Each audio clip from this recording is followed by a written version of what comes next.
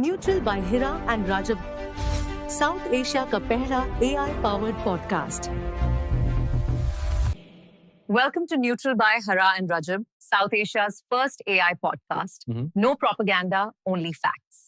अब जो सूरत हाल सामने आई है उससे आपको पता चलेगा कि ईरान में रिजीम चेंज ऑपरेशन नाकाम हो गया है और इसराइल और अमेरिका के खिलाफ ईरान की पहली बड़ी फतह सामने आई है। न्यूयॉर्क टाइम्स ने सबसे बड़ी खबर ब्रेक की है कि नेतन्याहू ने डोनाल्ड ट्रंप को कॉल की है और कहा है कि आप ईरान पर अभी हमला ना करें, हमें खतरा ये है कि हमारे शहर के शहर मिलियामेट हो जाएंगे और ईरान हम पर हमला करेगा और बहुत खतरनाक हमला होने वाला है हम पर, तो आप फिलहाल ये हमला रोक दें। अब आप जरा इमेजिन करें कि क्या इस सूरत हाल में इसराइल को नहीं पता था ईरान की टेक्नोलॉजी क्या है, या इसराइल को नहीं पता ईरान किस हद तक मार कर सकता है। ये हुआ क्या है, रातों रात अचानक क्या हुआ है कि नेतन्याहू, वो शख्स जो डोनाल्ड ट्रंप से लड़ाई कर रहा था कि तुमने अटैक क्यों रोका है, तुमने ये क्यों किया है, तो उसने अमेरिकन प्रेसिडेंट को ये बात कही जो खुद यूनान में चला गया। इसराइल की फौजें हाई अलर्ट हैं, हस्पताल हाई अलर्ट हैं, शेल्टर्स ओपन हैं, ये सब कुछ तैयार है। ये तमाम चीजें होने के बावजूद नेतन्याहू को अब ट्रंप को कॉल क्यों करनी पड़ी है कि आप ये अटैक रोक दें, ये अटैक ना करें आप।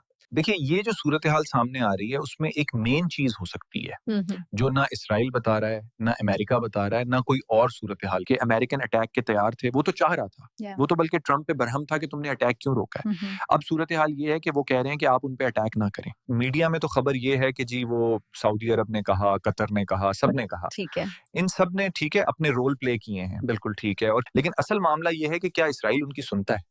आप बताइए ना।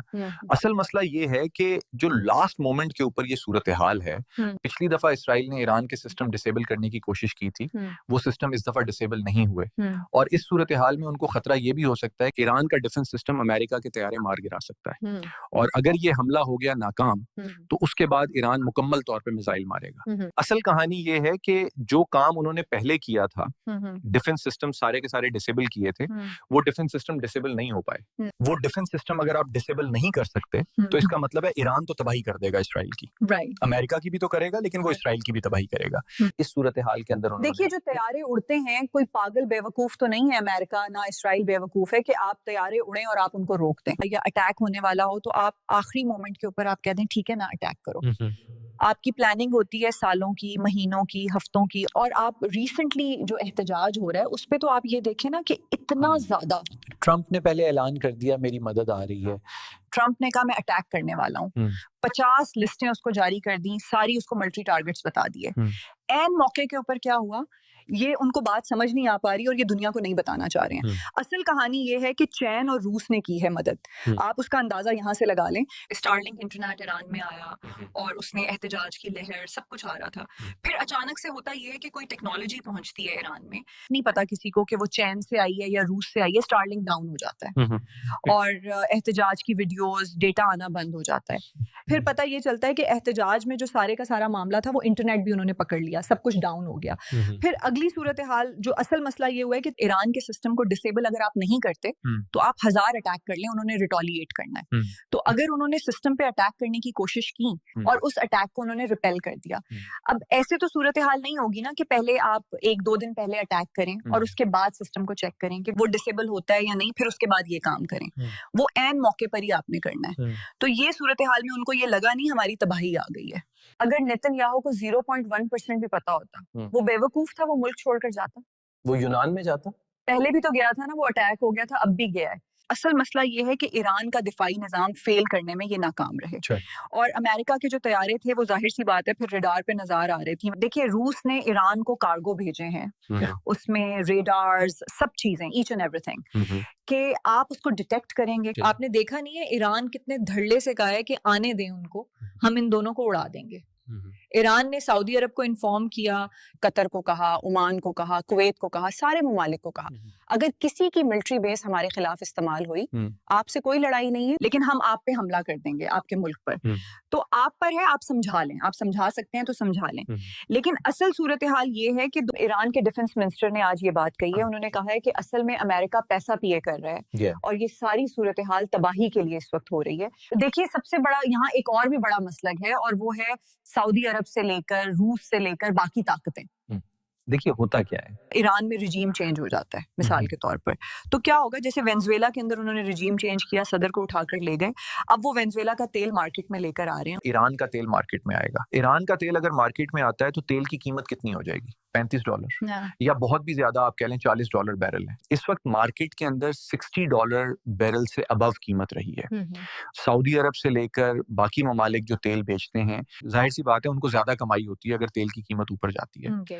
تو اس صورتحال کے اندر کافی زیادہ مسئلہ بھی ہو جاتا ہے. ظاہر سی بات ہے امریکہ کا تو یہی پلان ہوگا نا کہ تیل اگر ہو, ہم ایران میں ریجیم چینج آپریشن کریں, ایران تیل دینا شروع کرے, ہمارا پپٹ کوئی وہاں پر آ کے بیٹھے, کوئی یہ کام کرے, تو وہ تیل کی قیمتیں گریں گی. امریکہ کو کیا فرق پڑتا ہے؟ بے شک جو بھی صورتحال. اب دیکھیں نا, امریکہ میں جو تیل بنانے والی ہے, جو ساری خاص طور پہ مینوفیکچرنگ کرنے والی جو بڑی کمپنیاں ہیں جو تیل نکالتی ہیں, پھر اس کے بعد اس کو پوری طرح پروسیس کر کے آگے بیچتی ہیں, آپ امیجن کریں ان کو $60 بیرل پڑتا ہے.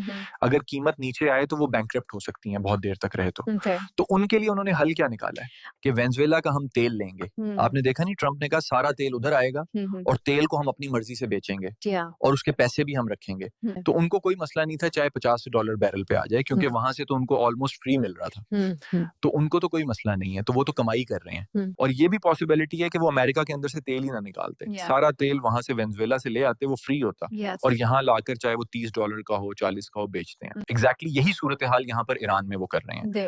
تو تیل کی قیمتیں بھی نیچے گر جائیں, بہت سارے معاملات ہو جائیں, اور پھر اس کے بعد اسرائیل تو پھر کسی کی نہ سنے. دیکھیے پہلی مرتبہ ریجیم چینج آپریشن صحیح معنوں میں ناکام ہوا ہے, اور ایران کی یہ بہت بڑی فتح ہے, بہت بڑی فتح. آپ یہ کہیں یہ دوبارہ نہیں آئیں گے, سوال ہی پیدا نہیں ہوتا. ایران کی بہت بڑی فتح ہوئی ہے. اس کی ریزن کیا ہے؟